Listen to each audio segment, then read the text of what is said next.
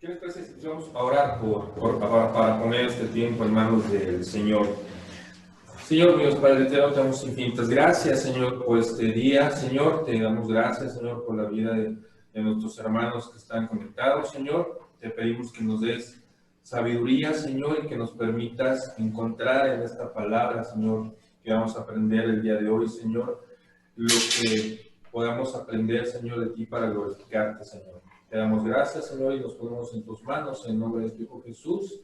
Amén. Amén. Y bueno, hermanos, yo quisiera contarles qué es compasión para ustedes.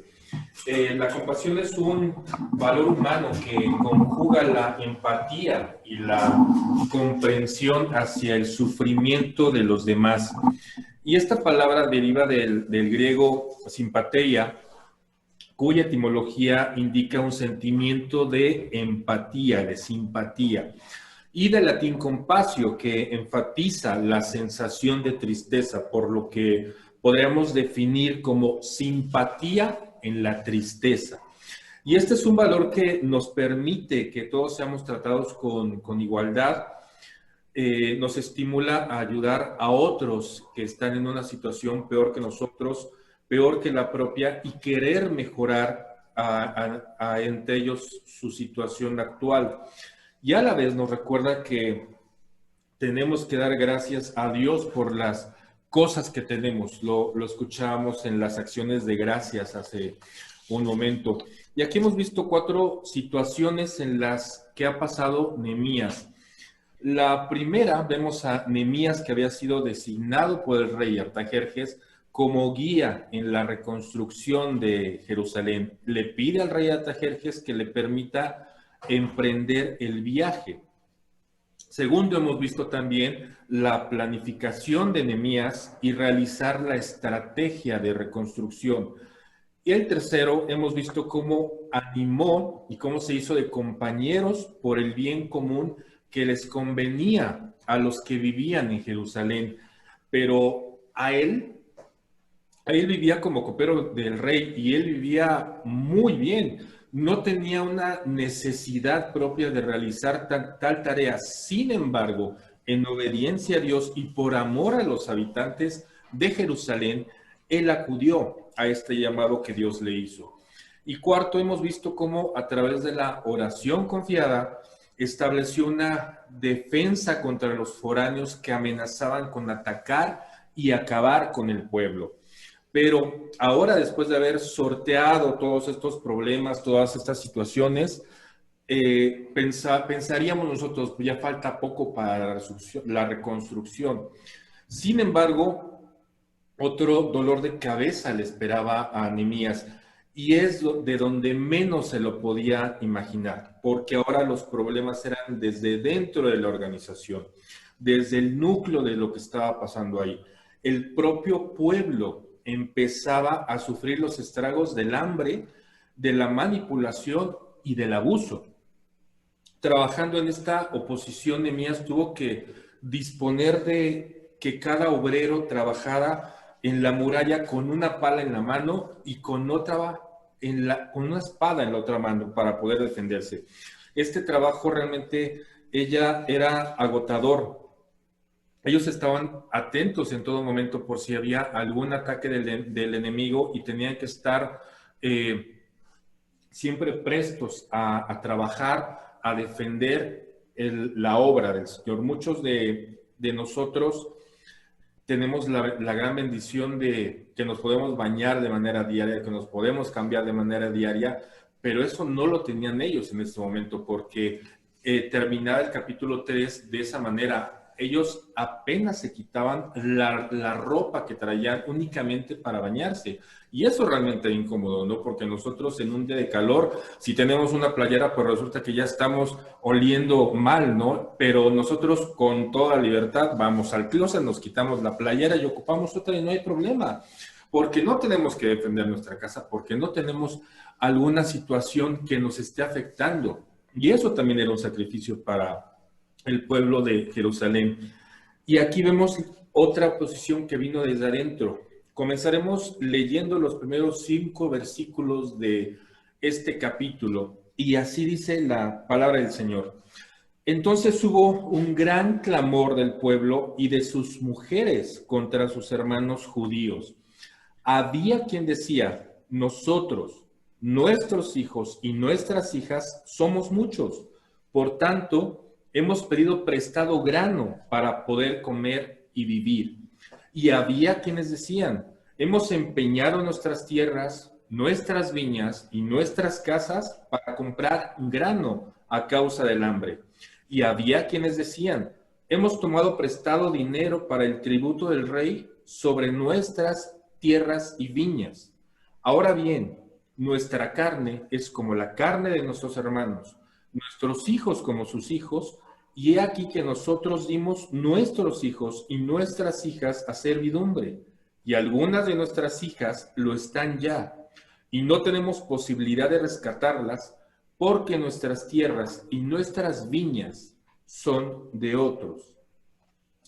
Y aquí vemos que mientras había amor y armonía dentro del grupo, pues no había problemas, ni siquiera con las amenazas de un enemigo que estaba siempre al acecho. Pero la gente estaba tan ocupada edificando los muros que no habían tenido la oportunidad de ocuparse de sus negocios. Por lo tanto, para comprar sus alimentos habían tenido que hipotecar sus propiedades. Y algunos tuvieron que hipotecarlas para pagar el impuesto para el rey. Impuestos que eran bastante altos en esos días. Y habían tenido que pedir dinero prestado de sus propios hermanos. ¿Y esto qué generó? Pues problemas de dinero. Escuchemos, hermanos, que primero hay una protesta del pueblo y luego 3 veces hacen énfasis. Hemos pedido prestado, hemos empeñado nuestras tierras y hemos tomado prestado. El pueblo decía que entre ellos mismos se habían hipotecado sus tierras y sus viñas, y como el interés que cobraban era alto, pues no tenían para pagar. Y tenían que dar en servidumbre a sus hijos e hijas. Esto nos habla que cuando estamos reconstruyendo, sin duda vamos a desviar la atención de nuestro trabajo. Y tendremos que jugarle al malabarista, tratando de que no se nos caigan todas las pelotas cuando estamos haciendo eso. Y lo ponía de ejemplo hace un par de semanas, cuando iniciamos un negocio, cuando nos cambiamos de casa, cuando nos cambiamos de oficina. Entonces nosotros, aparte de tener la organización, debemos de estar atentos a nuestro trabajo. Debemos de seguir teniendo esa rapidez porque muchas veces esos son días perdidos sin generar un ingreso.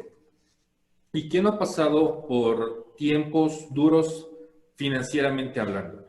Si tenemos la posibilidad de tener algún acceso a algún préstamo, pues lo tomamos. Sin embargo, no nos damos cuenta de las consecuencias que eso puede tener a largo plazo. Y es tan fácil como poner una tarjeta de crédito, ¿no? Nosotros tenemos un trabajo, pero quiero un lujo. Tengo la tarjeta de crédito y pues firmo, ¿no? Una firma duele muchísimo menos que sacar un billete de la cartera. Y después, otro lujo. Ah, pues bueno, pues vuelvo a firmar. Total, tengo 45 días para pagar la tarjeta de crédito, ¿no?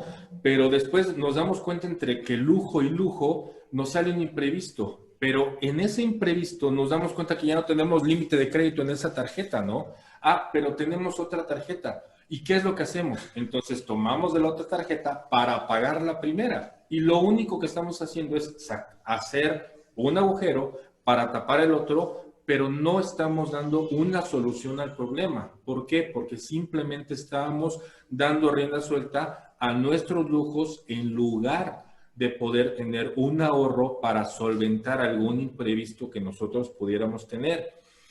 Y en el peor de los escenarios nos quedamos sin trabajo. Y resulta que ni un hoyo ni otro vamos a tapar. Y ahora sí nos damos cuenta que generamos una deuda impagable que va a tener sus consecuencias futuras por no haber sido debidamente administrados. Pero en ese entonces ellos no tenían dinero, pero sí tenían hambre y sí tenían que comer. Hasta ese momento, Nehemías había mantenido la calma. Él había podido tener una buena relación con el pueblo y había sido paciente con los israelitas. Pero esta ocasión, Nehemías se enojó. Y escuchemos lo que dijo en los versículos 6 al 8. Y me enojé en gran manera cuando oí su clamor y estas palabras. Entonces lo medité y reprendí a los nobles y a los oficiales y les dije, exigís interés cada uno a vuestros hermanos, y convoqué contra ellos una gran asamblea. Y les dije, nosotros según nuestras posibilidades rescatamos a nuestros hermanos judíos que habían sido vendidos a las naciones, y vosotros vendéis aún a vuestros hermanos, y serán vendidos a nosotros. Y callaron, pues no tuvieron qué responder. Y aquí Nehemías se enojó con ellos y dice, me enojé en gran manera. No era una molestia, realmente era un gran enojo, porque tenemos una gran ayuda del rey, un gran viaje, una gran guía, una gran estrategia, una gran organización, un gran compañerismo, una gran confianza y un gran enojo. Y todo con Nehemías era grande. Y dice en el versículo 7, entonces lo medité. Y debió ser también grande esa meditación. Él analizó, él no fue mecha corta y no se dejó llevar por su primera reacción que tuvo. Capaz y agarraba latigazos a los nobles y a los oficiales, ¿no? Por estar aprovechándose de sus hermanos por avaros, ¿no? Pero ¿por qué no lo hizo? Porque era obediente a Dios. Y aquí deberíamos de aplicar el contar hasta 10, ¿no? Y yo sé que todos tenemos a lo mejor hermanos o gente con la que no tenemos que contar hasta 10, sino tenemos que contar hasta 100. Por ejemplo, también luego mi esposa se me queda viendo con unas ganas y yo sé que está contando hasta el 200, ¿no? Y también a mí me pasa eso con ella, hasta el 300. Pero tenemos que meditar en ese momento, no tenemos que dejar que la ira nos gane. Y aquí en Proverbios 12:16 dice, el necio muestra enseguida su enojo, pero el prudente pasa por alto el insulto. Y en Proverbios lo vuelve a decir en 29:11, el necio da rienda suelta a su ira, pero el sabio sabe cómo dominarla. Muchos de nosotros hemos sido necios y no controlamos la ira, pero este profeta tuvo el control propio, porque él sabía que caer en ira estaba mal, porque él podía arrepentirse de su actitud y de su reacción posterior, porque la consecuencia que podría tener seguramente no era la que le iba a agradar a Dios. Nehemías entonces lo meditó y se sentó, seguramente se fue a caminar, quiso estar solo, y seguramente con esta palabra se refería a orar. Señor, ¿qué pasó con ellos? Señor, ¿cómo responder a esta situación? Señor, indícame qué hacer. Señor, ¿por qué se aprovechan de sus hermanos? Y dice, reprendí a los nobles y a los oficiales. Nehemías no era ningún cobarde. Cuando las personas estaban haciendo mal, él las confrontó, les dijo la verdad y debió de haberles hablado en amor, pero no en el amor que hoy en día muchos quieren que se les hable. ¿Quién eres tú para juzgarme? Si me hablas fuerte me ofendes, es que si me hablas así me voy a traumar, o tienes que ser más amoroso, o el famoso ya vas a empezar, ¿no? La verdad duele, pero duele para quien se ha creído tanta mentira que piensa que ya es verdad. John Piper escribía, Jesús usa palabras duras para realidades duras, y esto es lo que hace el amor. Lo contrario se llama consentimiento. Y la semana pasada nos recordaba el pastor Miguel sobre cómo llegó a confrontar Jesús a los mercaderes en el templo. Jesús no llegó pidiendo permiso o pensando, y si se ofenden que lo saque del templo de mi padre, pues claro que no, él llegó y los confrontó. Y aquí la Biblia dice que está mal hacer dinero de la necesidad financiera de alguien. Recordemos que en este tiempo estaban bajo la ley, y Éxodo 22:25 dice, cuando prestares dinero a uno de mi pueblo, recordemos aquí estaba hablando Dios, Al pobre que está contigo, no te portarás con él como logrero, ni le impondrás usura. Otros sinónimos de la palabra logrero son interesado, avaro, mezquino, explotador.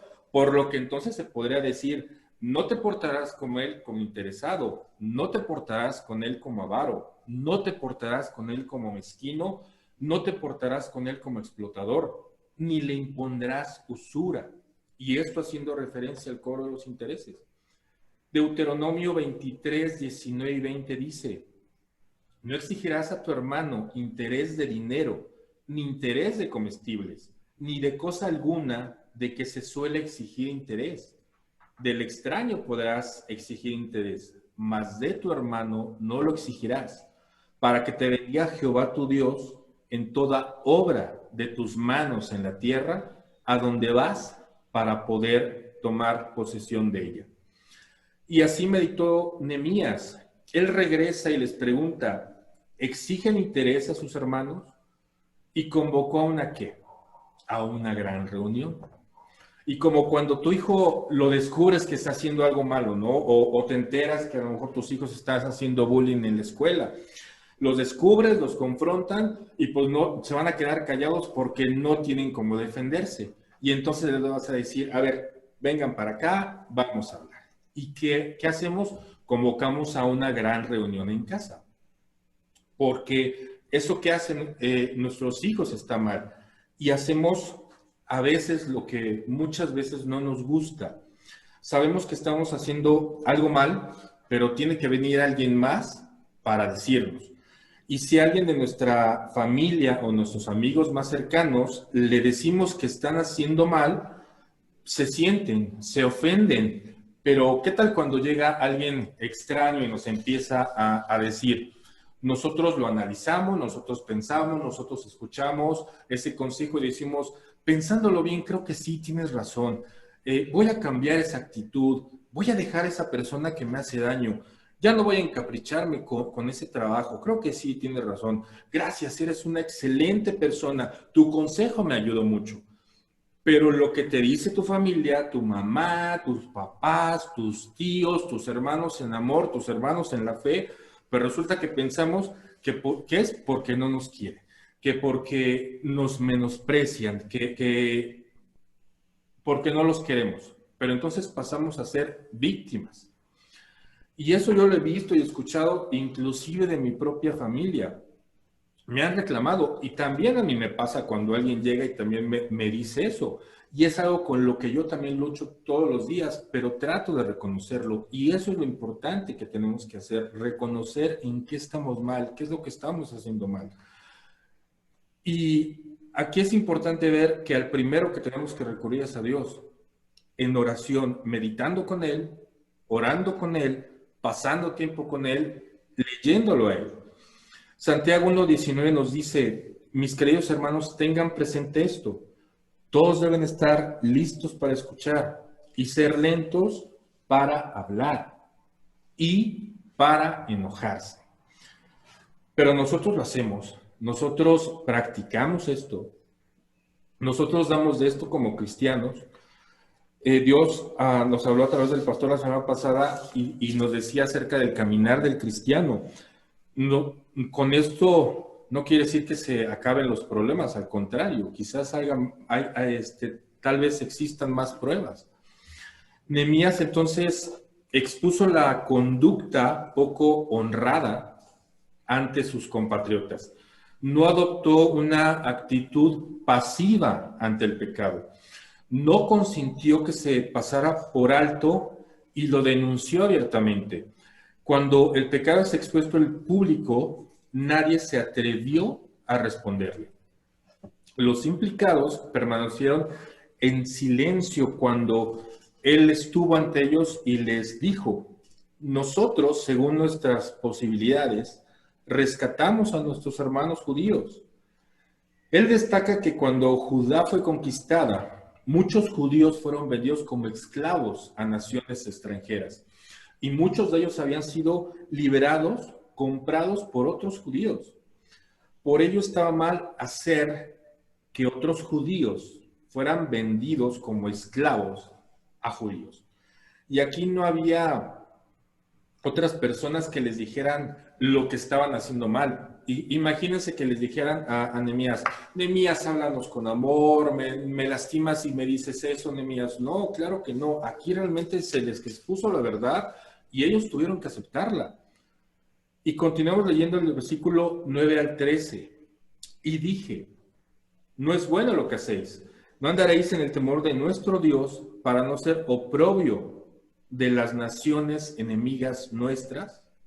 También yo y mis hermanos y mis criados les hemos prestado dinero y grano. Quitémosle ahora ese gravamen. Os ruego que les devolváis sus tierras, sus viñas, sus olivares y sus casas, y la centésima parte del dinero, del grano y del vino y del aceite que demandáis de ellos como interés. Y les dijeron, lo devolveremos, y nada más les demandaremos. Haremos así como tú dices. Entonces convoqué a los sacerdotes y les hice jurar que harían conforme a esto.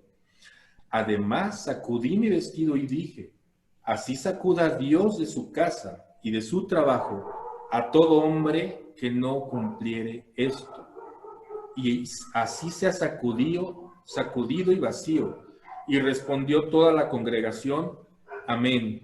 Y alabaron a Jehová, y el pueblo hizo conforme a esto. ¿No andaréis en el temor de Dios? Y aquí es donde muchos negocios toman una mala dirección delante de Dios, porque no toman en cuenta la voluntad de Dios ni de su sabiduría. La única preocupación es si el trato se puede hacer, si saldrá dinero de esto, y si yo puedo ganar dinero, no importa. Así sean mis hermanos en la fe, pues no importa. Yo me voy a aprovechar de eso. No sé si es bueno o malo, pero yo voy a sacar mi ganancia. O lo que es peor, sé que es malo, pero aún así yo voy a sacar mi ganancia. Lo interesante es que aquí, aunque parecía legítimo, como lo es hoy en el mundo financiero actual con los bancos y los préstamos, no lo era para los israelitas en ese momento.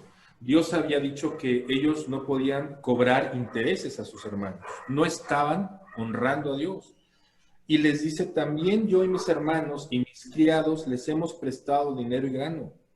Y esta era en realidad una gran prueba para Nehemías, porque él pudo demostrar que no había utilizado su cargo para obtener una ganancia. Generalmente las personas avaras procuran sacar el rendimiento hasta el último centavo. Muchas personas están colocando el dinero en el lugar principal de su vida antes que Dios, viendo en qué se pueden beneficiar. Nehemías no le estaba pidiendo a los nobles y a los gobernantes que solo se sintieran mal o que solo dejaran de hacer lo que estaban haciendo. Ok, ya no lo vuelvo a hacer, ya no vuelvo a prestar, ya no vuelvo a cobrar intereses. No, tenían que corregir lo que habían hecho. Si se había cobrado dinero injustamente o se habían hecho daños colaterales con ello, tenían que solventarlo de alguna manera. Os ruego que les devolváis hoy sus tierras. Fue lo que les pidió. Y esta fue la respuesta de los líderes y gobernantes de lo que habían hecho mal. Lo devolveremos. No les dijo, quiero que les devuelvan en 3 meses o en 1 año. No, les dijo, hoy. Hoy quiero que les devuelvan sus cosas. Esto era bueno. Nehemías les dijo la verdad en amor, confrontando a estos hermanos. Y ellos recibieron la reprensión, haciendo lo correcto y admitiendo que habían estado mal, aceptando su falta, dándose cuenta que habían estado ofendiendo a Dios. Y esto me encanta de los oficiales y los nobles, el espíritu enseñable y corregible de esos líderes. Esto realmente era impresionante, porque hoy en día pocos estamos dispuestos a admitir que estamos mal y hacer lo correcto. Y especialmente de dinero se trata, porque nos cuesta mucho trabajo hasta devolver un dinero que no nos corresponde, ¿no? Cuando tenemos nosotros misericordia del pobre, honramos a Dios y debemos de ser generosos como Dios es generoso con nosotros. porque si todo lo que tenemos es de Dios, ¿por qué vamos a sacar un provecho de algo que no es nuestro? Así sacuda a Dios a todo hombre que no cumpliere esto. Nehemías sabía que las palabras no eran suficientes. Sus acciones tenían que ser completadas con acciones reales. Tenían que tener fruto, tenían que tener un cambio, tenía que verse un cambio, si no, no va a servir de nada el arrepentimiento, no serviría absolutamente de nada. Es como mamá reprobé, ok, estudia más, quiero un reporte de tu maestro y quiero que exentes el examen. Papá robó unos dulces de la tienda, ok, vamos a pagarlos y te disculpas con el dueño. Pero aquí Nehemías no confió en las promesas verbales y requirió de ellos un compromiso final, un compromiso formal. Aunque eran el pueblo de Dios, su experiencia le había aconsejado no fiarse de la palabra enseñada, incluso si se había hecho públicamente. Y aquí en realidad estaba pronunciando una maldición sobre ellos. Él era un funcionario del gobierno y nos dice, se quitó su larga túnica enfrente de los nobles y dijo, así sacuda a Dios fuera de su casa y de sus propiedades todo aquel que no cumpla. Y esas fueron palabras muy, muy fuertes, pero esa era la forma adecuada de hablarle a gente como la que estaba. Versículo 14 al 19. También desde el día que me mandó el rey que fuese gobernador de ellos en la tierra de Judá, desde el año 20 del rey Artajerjes hasta el año 32, 12 años, ni yo ni mis hermanos comimos pan del gobernador. Pero los primeros gobernadores que fueron antes de mí abrumaron al pueblo y tomaron de ellos por el pan y por el vino más de 40 siclos de plata. Y aún sus criados se enseñoreaban del pueblo. Pero yo no hice así a causa del temor de Dios. También en la obra de este muro restauré mi parte y no compramos heredad. Y todos mis criados juntos estaban allí en la obra. Además, 150 judíos y oficiales y los que venían de las naciones que había alrededor de nosotros estaban a mi mesa. Y lo que se preparaba para cada día era un buey y 6 ovejas escogidas. También eran preparadas para mí aves y cada 10 días vino en toda abundancia. Y con todo esto, nunca requerí el pan del gobernador, porque la servidumbre de este pueblo era grave. Acuérdate de mí para bien, Dios mío, y de todo lo que hice por este pueblo. Y aquí vemos el buen ejemplo de Nehemías, porque hoy en día lo primero que hacemos es pensar, ok, tú me estás diciendo que lo haga, perfecto, yo lo hago, pero hazlo tú primero, tú pon el ejemplo, porque yo, pues si no veo, pues entonces no me van a dar ganas de hacerlo. Ni yo ni mis hermanos comimos del pan del gobernador durante 12 años. Nehemías fue un gran ejemplo de poner la obra de Dios por encima de sus propios intereses personales. Él ciertamente como gobernador tenía derecho a cobrar el impuesto del pueblo para el mantenimiento, pero él no tomó ese derecho porque simplemente eso no ayudaría a la obra de Dios. Pero yo no hice así a causa del temor de Dios. Nehemías podía decir esto porque no le interesaba lo que hicieran los demás. Es más, no le interesaba cómo actuaba la multitud o lo que pensara el resto del mundo. Además, 150 judíos y oficiales estaban a mi mesa. Nehemías no solo no había tomado lo que podía, sino dio cuando no tenía que hacerlo. Él recibía mucha comida de las provisiones del rey y la regaló como ejemplo de generosidad, alimentando alrededor de 150 personas regularmente, no tomando ventaja personal de la necesidad de otros. Acuérdate de mí para bien. Y aquí algunos podrían pensar que estuvo mal el decir todas las cosas que hizo. Jesús nos enseña que nuestras obras buenas no deben de ser hechas para mostrar a otros cuán espirituales somos. Mateo 6, 3, 4 dice, mas cuando tú des limosna, no sepa tu izquierda lo que hace tu derecha, para que tu limosna sea en secreto y tu Padre que te ve en lo secreto te recompensará en público. Él no buscaba el reconocimiento de los hombres, ni siquiera el reconocimiento público cuando lo pudo haber dicho a todo el pueblo de Jerusalén. Es más, estoy seguro que si viviera en este tiempo, ni siquiera lo hubiera publicado, por ejemplo, en Facebook. Miren, llevamos comida. Miren, aquí está fulanito y este es mi selfie y yo le estoy dando comida. Claro que no. ¿Qué es lo que buscamos de esa manera? Que te den más likes, que te den más me gusta. Pues no, aquí el único me gusta que te debe importar es el de Dios. ¿Para qué vamos a querer la alabanza terrenal si lo único que nos importa es la recompensa eterna de estar con Él?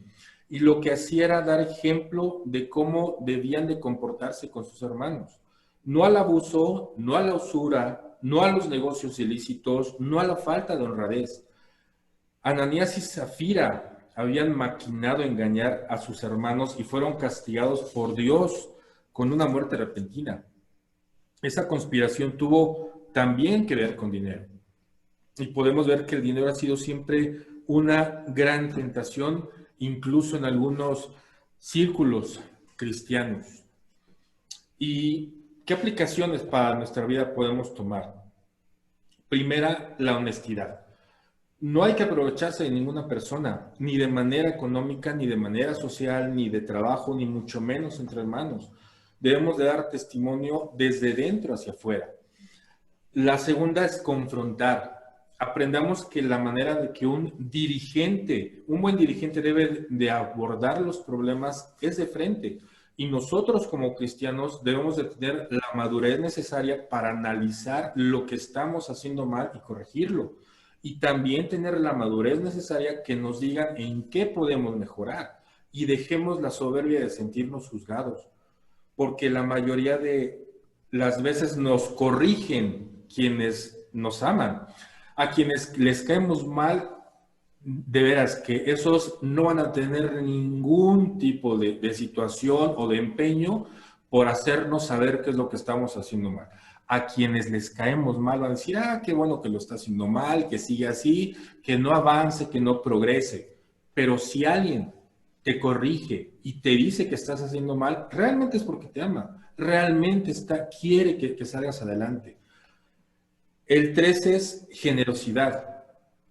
Seamos generosos entregándonos por amor, el tiempo, el dinero y el esfuerzo. Seamos generosos unos con otros. Te van a fallar, eso desde luego, pero nosotros no podemos pedir a las personas que no nos fallen cuando nosotros somos generosos con ellos. Porque imagínense, si nosotros le hemos fallado a Jesús muchísimas veces, pues entonces, ¿quién nos creemos para a pesar de que somos generosos, pedir que no nos hagan ningún mal o que no nos fallen, ¿no? La cuarta es orar. Muchos nos van a sacar de nuestras casillas en todos lados, pero no respondamos de manera tosca e impulsiva. Debemos de orar en ese momento y tenemos que pedirle a Dios calma y paciencia y pensar en las consecuencias que ese enojo, que esa ira a largo plazo podría tener. ¿Cuántos de nosotros en algún momento lo hemos hecho así y hemos pensado, qué bueno que no dije esto cuando estaba enojado hace rato, ¿no? O qué bueno que me quedé callado cuando iba a reclamar, o qué bueno que no regañé a mi hijo. Eso también nos pasa, ¿no? Entonces, en ese momento, recordemos las bondades que el Señor nos ha dado calmándonos cuando tenemos ira. Y 5, andemos en el temor de Dios. Dios todo lo ve, Dios todo lo oye, Dios sabe nuestros deseos más íntimos y Dios conoce nuestro corazón. Y sabe que algunas cosas que nosotros queremos no nos hacen bien. Cuando estamos aferrados a algo o a alguien que no nos conviene o a cualquier situación, pónganle como ustedes quieran, nosotros simplemente vamos a luchar y luchar y luchar y luchar y simplemente no se van a dar las cosas porque Dios sabe que no nos convienen. tengamos temor de Dios, porque pueden pasar 5, 10, 15, 30 años y nosotros aferrados, nosotros empeñados. Dios no lo va a conceder porque Dios te ama y Dios quiere lo mejor para ti. Pero tengamos un poco de temor de Dios, porque mientras Él nos está abriendo, cerrando esas puertas, pues resulta que las puertas que nos está abriendo con las mejores oportunidades, pues las estamos dejando pasar. Lo peor que nosotros podemos hacer ahora en un entendimiento cristiano es enojarnos con Dios, porque nuestra soberbia podemos decir, no me cumples lo que yo quiero, pues entonces me enojo y me voy. No queramos ser tampoco convenencieros con Dios. Vivamos en una obediencia a Él, seamos valientes y aceptemos lo que está haciendo mal, lo que estamos haciendo mal. Nehemías se los dijo muy fuerte a los nobles y a los oficiales y ellos obedecieron a la primera. Y vamos a orar.